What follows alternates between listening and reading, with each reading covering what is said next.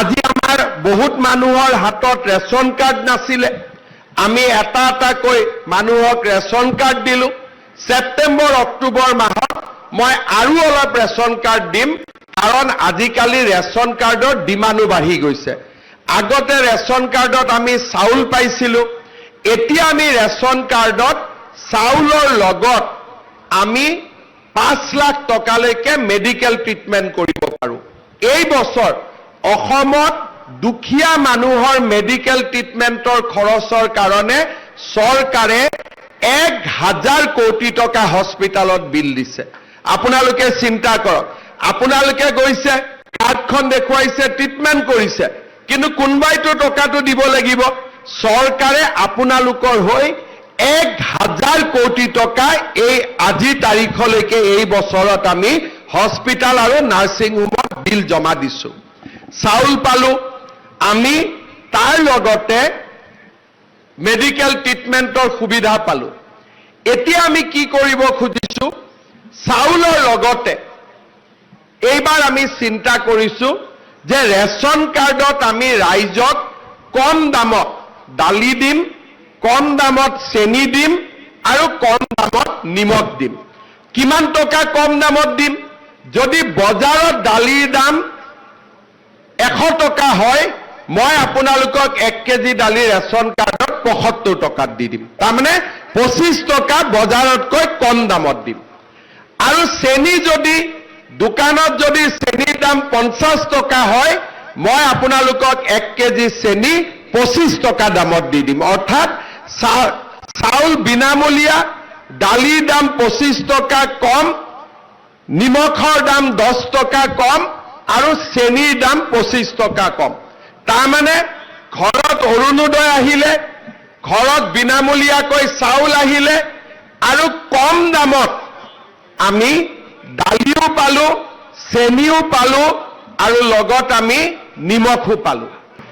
আজি আমাৰ বহুত মানুহৰ হাতত ৰেচন কাৰ্ড নাছিলে আমি এটা এটাকৈ মানুহক ৰেচন কাৰ্ড দিলো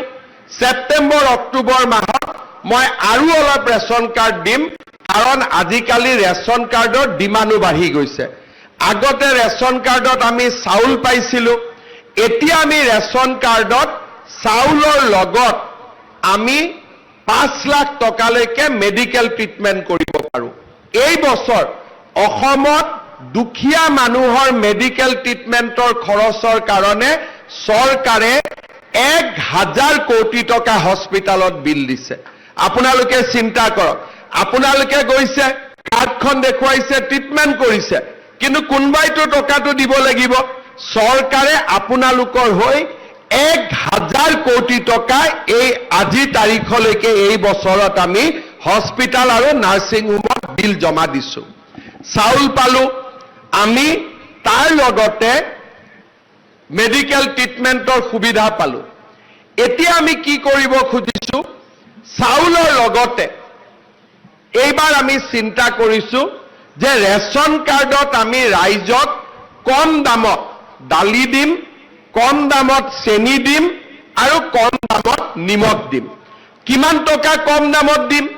যদি বজাৰত দালিৰ দাম 100 টকা হয়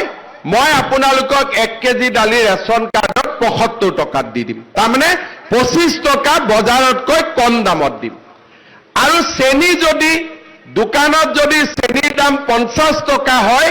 মই আপোনালোকক 1 কেজি চেনি 25 টকা দামত দি দিম অৰ্থাৎ চাউল বিনামূলীয়া দালিৰ দাম 25 টকা কম নিমখৰ দাম 10 টকা কম আৰু চেনিৰ দাম 25 টকা কম তাৰমানে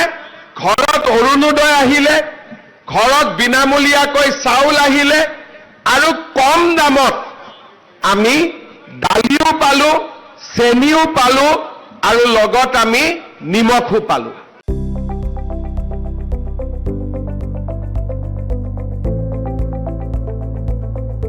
NB নিউজ